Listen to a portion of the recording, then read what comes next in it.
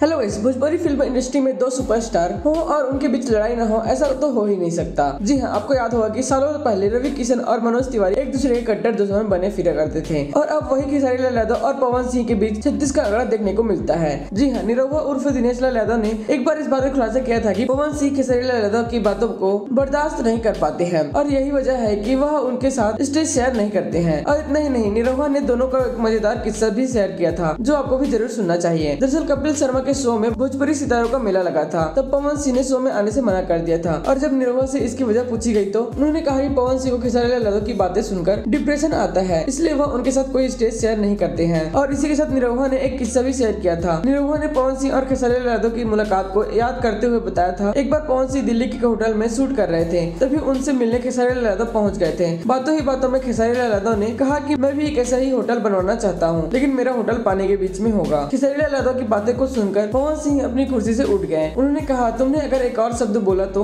मैं अभी के अभी खिड़की से कूदकर अपनी जान दे दूंगा। बाहर सबको पता है कि कमरे में सिर्फ तुम और मैं हूँ। और निरहुआ की ये बातें सुनकर दर्शक हंस-हंसकर लोटपोट हो गए थे। वैसे कुछ भी कहो, अगर ये दोनों स्टार्स एक साथ होते हैं तो बात ही कुछ और ही होती है। वैसे आपकी इस बारे में क्या राय है, कमेंट में जरूर बताएं।